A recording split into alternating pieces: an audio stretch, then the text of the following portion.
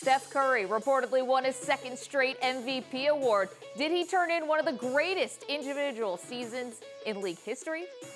The Chicago Cubs are defying expectations. Will they make a run at baseball's best record? And two women who inspired each other to break barriers. Former goalie Manon Rheaume and ESPN's Linda Cohn discuss their journeys. This is SI Now.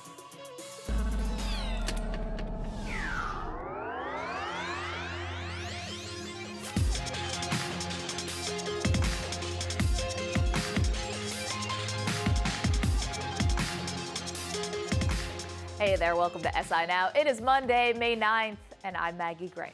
Shaq never did it, neither did Kobe. Michael Jordan did it only once. Winning back-to-back MVPs catapults an NBA superstar into an even more exclusive class. And Steph Curry has joined those ranks. According to an ESPN report, Curry has won his second straight MVP award. An official announcement is expected to come later this week. SI senior writer Lee Jenkins joins me now to discuss. Okay, Lee, considering all the milestones that Steph Curry hit this year, where would you put his season in terms of best individual performances of all time? I mean, it's up there, Maggie. It's just unprecedented, obviously, what he's done with the three-point shot. And then you add to that having the best record of any team, in the history of the league. Those two things make it, for sure, a forever season. One of the great seasons ever. Definitely the best season that a shooter's ever had. And, he's done things, Maggie. It's not just the numbers, it's the way he's changed the game. It's the way he's created all of these 4-on-3 opportunities for his teammates and tilted the floor for arguably the best team ever, or certainly a team on the short list for the best team ever. So, it was one of the easiest MVP choices in recent memory. I mean, a couple of LeBrons were pretty easy too, but this was a true gimme. Yeah, it's incredible, but he has not played because of that sprained knee. Warriors are 4-2 in the playoffs without Curry. Lee, who's been the MVP of the team in Curry's absence? I suppose Draymond Green, Maggie. I mean, there are just so few people, so few players who are, 6'7", can do all the things Green can do. It's kind of well known how he can guard centers and how tough he is inside. But I think one thing that sometimes gets lost for him is just his intelligence, his instincts. I mean, that's what's necessary to be a great playmaker. And, he's been such an incredible playmaker for them for a couple of years now, where Curry's able to give him the ball out of those traps and create those 4-on-3 chances. But, what's kind of remarkable is that Green's now been able to do that even without Curry commanding that attention. He's still able to be, such an incredible playmaker for Golden State, even without the advantage that Curry provides. So, I'd say probably him. He's also put up big scoring numbers. He's given them, he kind of was hard on himself the other night for his defense on Aminu, but he's still always going to be a lockdown guy. So I suppose I'd go with Green just because he's shown what he can do without Curry. Yeah, and Curry hasn't played since April 24th. It was 2 weeks ago. Lee, when does the potential for rust become an issue for Steph Curry? I think, any shooter like that is very carefully calibrated, and Steph clearly for about a whole year now hasn't been shaken. He has been calibrated this entire time, really since the opening of that Cleveland series in the finals. So I think there's always concern, not necessarily from rust, but just from can he kind of keep whatever feeling he's had for the better part of the year. But they still want him out there. I mean, even if he is a little rusty, even if he's not, what he was all this season, even if it takes a little while to knock some of that rust off, the specter of Steph Curry, the fear that he provokes in defenses, the way that, teams rush two guys at him all the time, it just, as referenced earlier, just creates so many mismatches for Golden State. They're just constantly a man up on everyone because of that fear. I mean, teams 35 feet from the basket are trapping this guy. That's just not something you see, and it opens up everything for Golden State shooters. Yeah, we'll see if he can come back. Well, we don't believe tonight will be an option, but before the Western Conference Finals. Now, speaking of layoffs, Lee, the Cavaliers, they have nearly a week off. The earliest they could play is Sunday, May 15th. Now, considering they've been the hottest shooting team in this round, will all this rest disrupt their momentum? You still take it. And I know what you're saying. They're so hot, and maybe it cools them off. I think what they're doing shooting wise is really more a product of their ball movement and them sharing the ball and trusting each other, and the way that I think most people have begged them to play, for 2 years now. They are playing that way. They're playing more unselfish, and whatever risk you would have in terms of some rust accumulating here with a long layoff is outweighed by the rest, and more importantly, just diminishing the risk of injuries. A layoff for this team is good. Adversity for them is when you kind of see some problems take shape, and that's adversity plus injuries. I mean, there are just so many things that for the Cavs can still go wrong. They still in some ways seem delicate, but if they just keep sweeping everybody, at some point, we're going to start to say that they're going to be right there. All right, Lee, the Thunder, they evened up their series with San Antonio. It's tied 2 apiece. Now, Greg Popovich would never admit it to the press, but what is his biggest concern right now? Well, there are a bunch. I mean, I think the biggest concern is just Kevin Durant, and that he got going the way he did last night. If he kind of is able to reach that sort of peak level, and they're able to kind of recreate that dynamic where Westbrook was in full playmaking mode. He was finding Durant. I mean, that's kind of, to me, where when they're at their best is when Westbrook is looking for Durant. Durant's kind of in rhythm the way he was. I mean, the Thunder got over some hurdles. I know they won a close game in game 2, but last night they came back and won a game that was taught down the stretch that they really deserved to win. Where they could feel good about the way they played late in the win, and that's been obviously a bugaboo for them all season. So they were able to get past that. And then on the other side, it wasn't that San Antonio attack that we become accustomed to. The ball movement wasn't necessarily as crisp, and they got into a little bit more ISO mode, which they have done with some success with Aldridge. So yeah, I think that idea of Oklahoma City's athleticism, the way they threw size at them with Enos and with Cantor and Adams down the stretch, and Durant's ability to take over, I think all add up to the Thunder still being a very, very formidable team. Yeah, this is going to be a very exciting next maybe 3 games. We hope we get 3 games in a full 7-game series in this one. Lee Jenkins, thank you so much, Lee. Appreciate it. Thanks, Maggie. Take care. Right. Coming up, can the Chicago Cubs challenge for the best record in baseball history? We'll head to the Diamond next. Don't go anywhere.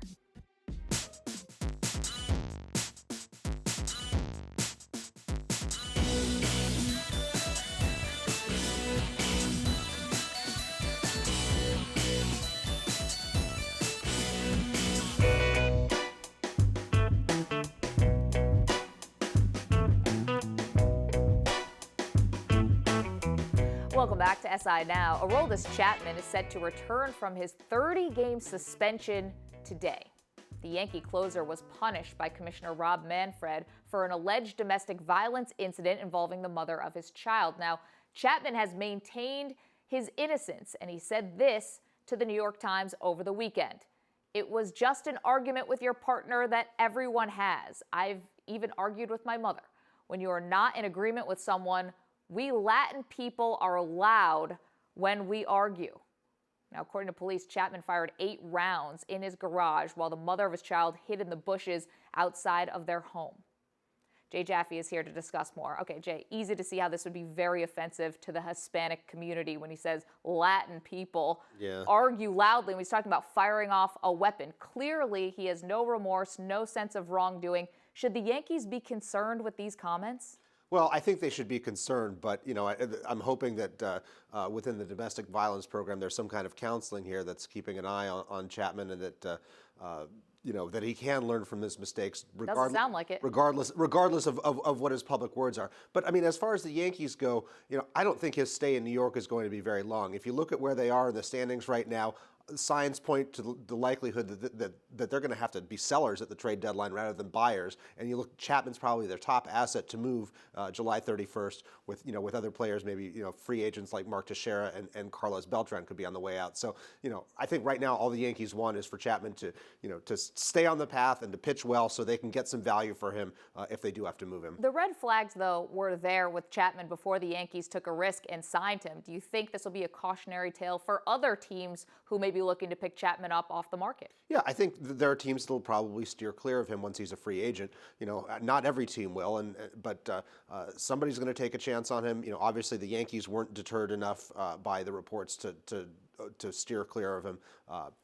He'll find work. Yeah. Chapman isn't the only domestic violence incident hanging over Major League Baseball. Jose Reyes is expected to receive anywhere between a 60 and 80 game suspension. Now, Reyes was arrested, but the charges were dropped after his wife declined to press charges. Now, according to the police report, Reyes' wife had bruises on her neck. Jay, 60 to 80 games? Too lenient, too strong in the middle? I don't think we have a right number. I think the fact that there were injuries involved, suggests that a substantial suspension was merited. I mean, you look at what 60 to 80 games is, compared to say a PED punishment. This feels about right. I think it's defensible. To me, the real issue is that it's taken so long for Rob Manfred to make up his mind on this case. I mean, we're already 30 games into the season, and basically half of the suspension or more, or at least some portion of it is going to be retroactive. So I would like to have seen him arrive at a decision more quickly. To be fair to the Rockies. Overall, though, how has Manfred handled these two very high-profile decisions? I mean, I think to his credit, I think he did a good job of establishing a strong precedent that if you were caught up in one of these things, whether or not there are charges actually pressed, whether or not there's even an arrest made, you are going to miss substantial time, and it's going to cost you a substantial amount of money. So I think he's established that. We don't know the extent to which these lessons have penetrated the rest of Major League Baseball. We'll have to see. But it's a good start. Again, I think timeliness of the punishment is probably something that Manfred really needs to work on. Okay. We are just a few blocks away from Wall Street. So on this Monday, we're going to play a little buy or sell with you, Jay. You ready for that? Let's talk some rookie surprises here. You have a lot of guys who are off to a really hot start. Let's do buy or sell. Which rookie are you buying will make a long-term impact? Well, the one that really stands out to me so far is Nomar Mazara of the Rangers. I mean, everything we've been told about this kid, his command of the strike zone, his advanced approach at the plate, the power that he's got in his swing, he's delivered on all of that. He's just had some really great at-bats here. I've been very impressed by it. And the other one I've been impressed by is Byung-Ho Park of the Twins. He hit 105 home runs over the last 2 years in the Korean Baseball Organization. There was questions about whether his power would translate. So far, yeah, the answer is yes. I mean, there's 7 home runs, just a great start to his career. Unfortunately, the Twins are going nowhere, but he may provide a little bit of a boost for them. Okay, on the flip side, which rookie are you selling? Who's just benefiting from beginner's luck? Well, the one that stands out to me so far, I mean, he's a great story because he was a low-round draft pick, is Tyler White of the Astros. He got off to a really hot start in the first week, but since then, I think over his last 24 games, he's hitting 171, even with a big weekend. He doesn't have forever in that organization. The Astros are struggling right now. They do have another first base prospect on the way, a guy named A.J. Reed. I don't know if there's room in the lineup for both of them, down the road. But White's window probably isn't that big, and he's going to have to pick it up. Okay, let's move on because the NL West right now, top and bottom separated by only 3.5 games. Are you buying that the NL West will be the most exciting division race to watch? No, because I think right now there's serious doubts about the Diamondbacks being the third team to join that race, aside from the Dodgers and the Giants. Yeah. So, I think that division is kind of underwhelming. I mean, you've got the Padres rebuilding, you've got or at least meandering, and you've got the Rockies rebuilding. It's kind of going to be a division where there's more parity than there is real power. Okay, and finally, we saw Bartolo Colon became the oldest player to hit his first career home run. He's just 3 weeks shy of his 43rd birthday. His home run made Big Poppy's home run trots look like a 40-yard dash. Buy or sell, Bartolo Colon broke the internet.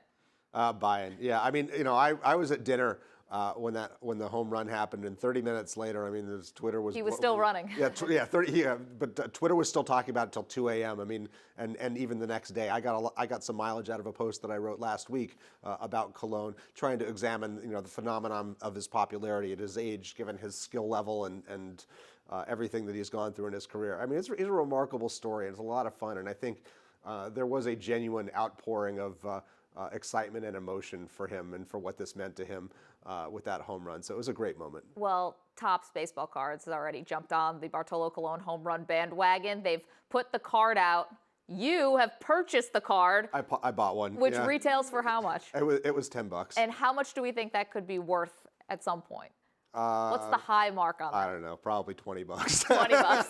It's not going to be able to put my Heck kid of an through investment college. for you. I bet you we were close to Wall Street. That would be a good one. Jay Jaffe, thanks so much. All right, still to come, two women who are pioneers. How did a trailblazing hockey player and an iconic broadcaster help each other? SI Now will be right back.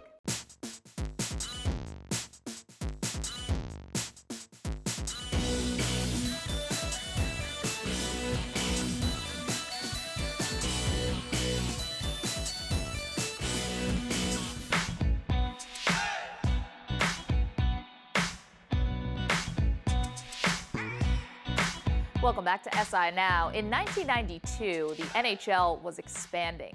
A new franchise in Tampa Bay meant new opportunities. And goalie Manon Rheaume was given a chance, becoming the first woman to sign with an NHL team and play in an exhibition game. Now her life story is being made into a movie called Between the Pipes. Last week, Rheaume stopped by our studio and brought along another pioneer from the world of broadcasting, Linda Cohn of ESPN. Manon, this is a feature film about your life. How close did they stick to the true story?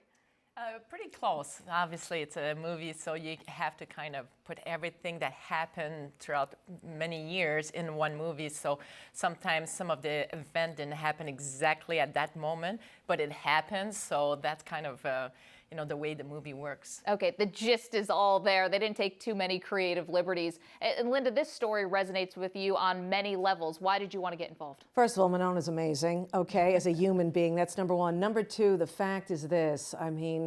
1992 is when I started at ESPN. A lot of people thought I wasn't going to last there, that I would be gone within 2 years. Nobody has done more sports centers than me since. The other reason, of course, and the bigger reason why I resonate with Manon is that I grew up being a goalie, and I played on a boys' team in high school, and before that I played with boys just to play. It was the only way they'd allow me on the ice. Of course, I had to play with boys a lot younger than myself. That was the only way I'd get permission. So that's one way I related to Manon. And also the other reason, of course, is breaking into a boys' club, right? Becoming a pioneer, a trailblazer. That's what she is. That's what maybe there are no women trying out for the NHL serious tryout, not like mine with the Panthers, but all the women who now knew not only it's okay to play hockey, but they want to be a goalie. Take pucks to the face is okay. That's what she's about. So I had to be a part of that in any way I could. Manon, do you remember what it was like to walk into that first training camp? Oh, absolutely. It didn't start very well because when I got there, they lost my luggage. So I didn't have anything so the next day, we had the fitness testing. Right. And Phyllis said to me, go see my daughter. She'll have clothes for you. Her daughter was a size 0, so she gave me a pair of jean shorts. I tried to put it on. It was skin tight. Then they had T-shirt made for the team that says, real men wear black. So now I'm wearing that T-shirt, that says that, the jeans that are too tight on me. And I'm going to do a fitness testing with all those guys. I was so embarrassed walking into that room. And every time I introduced myself to someone, I said, this is not my fault if I dress like this. And it was just not a good way to start. But after that, when I stepped on the ice, I forgot about everything else. Yeah. How long did it take before you felt truly comfortable? That first day on the ice, we start right away with a game. They split the team in 4 groups, and everybody was playing right away, no practice. And my first time on the ice, I did not allow any goal in all the shot I got. And I think that took me to be first accepted by all the boys there and the media, because all the media was there. And they're all waiting to see me fail or to be able to write something about it. So it was really important for me that first day, and it went well. So after that, it kind of helped throughout the tryout. Yeah. And Linda, as you're watching Manon's story, you're in a male-dominated industry. What did her signing that contract mean to you? Oh, gave everyone hope, right? That all you have to do is believe in yourself. And you called being on the ice, that happy place in that comfort zone. And that's what it always was with me. If you believe in what you do and you have passion for it, you can't wait to show people, hey, I belong. This is what I do, just watch. Here's another thing, when you read and talk about and hear your story, and you think about that game, that exhibition game that you played, and there was one goal that you didn't like so much, and it took you 2 decades, 20 years to watch that goal being allowed, and it stayed with you. That's like me when I have back in the day when I let in a bad goal, or maybe screwed up a pronunciation of a name. You know what I'm saying, Maggie? Where you don't let it go. And that's an interesting story. Why don't you share that story about that? I remember, first of all, the walk from my locker room to the ice, you're talking about being in your comfort zone. That was the worst walk. My heart was beating so hard going to the ice. But as soon as I stepped on the ice, the pressure went away and I felt in my happy place there. And I remember not being happy with that first goal that I let in. And I thought the shot came from way far off the blue line. It was actually Jeff Brown, which he's got a great shot. Right. And he walked in the zone on top of the circle and, shoot a slap shot. And I look at the goal and I'm like, wow, that was not that bad. I should have watched it back again right away. It took you 20 years 20 to years. forgive yourself for that goal. And I think a lot of people would be able to identify with that. Manon, after you broke this barrier and got onto the ice in this exhibition game, did you feel like now many women were going to follow in your footsteps and that you would have just been the first of so many, yet it didn't seem to happen that way? Are you surprised by that? I am surprised that I didn't see any other female playing in the NHL or at least trying out, but I think also the fact that girls now have so much more opportunity in the women's side. They can go to college, get Division I college, they can play on Olympic teams, so it's more open for the young woman to start playing with girls right away. So I think this is maybe one of the reasons it didn't happen. Yeah. Linda, what would that mean now if a woman suited up for an NHL team in 2016? Is it too late for me? I mean, I tried out for the Florida Panthers 2 Marches ago when they did a publicity gimmick. They had so many injuries to all their goalies, and they had an open tryout. And those nerves that you felt, but just to Manon's point, it would mean amazing things because of our social media world, right? And how much attention it would get. We might have a woman president. These are things that are happening. Now is the time. So, Manon has 2 boys. I wonder if you had a daughter, would you push her towards the NHL? No, I would not push her necessarily, but if she wanted to play, I would be there to support her. I think to your point, young girls need female role model. Yes. I didn't have that when I was young because I was playing hockey and no other woman was playing. And I realized, not during the time I was in Tampa Bay, but later in life, how much my story impacts some young girls. I didn't have any idea at that time when I was doing it. So when I realized that, this is why I'm so excited about this movie. It's because we're going to be able to inspire the next generation of young people, those people that didn't see me play, didn't know about me. Right now I'm coaching girls hockey. They don't even know, if they can read about me, but they were not even born when that happened. So this movie will allow to be able to inspire the next generation of young girls. Yeah, they have to get over to Google and figure out what's going on. Okay, if you were going to give some advice to the newly formed Women's Hockey League, what would you like those young ladies to know? First of all, they're very, very fortunate to have the opportunity to get paid to play hockey. I have to say, I played in the minors, and it was a dream come true to be able to do the thing that I loved, that I was passionate about, and getting paid for it. So I think they're very fortunate, and to really enjoy every moment of it because it doesn't last, long. Yeah. Linda, Manon, thank you guys so much. And the movie's Between the Pipes, aptly named. Thank you. Thank you. Thanks a lot. Very cool. Well, that is going to do it for today's episode of SI Now. We'll be back tomorrow at 1 p.m. Eastern. Our own Tom Verducci sits down with legendary Dodgers broadcaster Vin Scully. You won't want to miss that. But until then, you can keep up with all the latest sports news on SI.com. And don't forget to follow us on Twitter at SI Now Live. Enjoy the rest of your Monday. We'll see you back here tomorrow.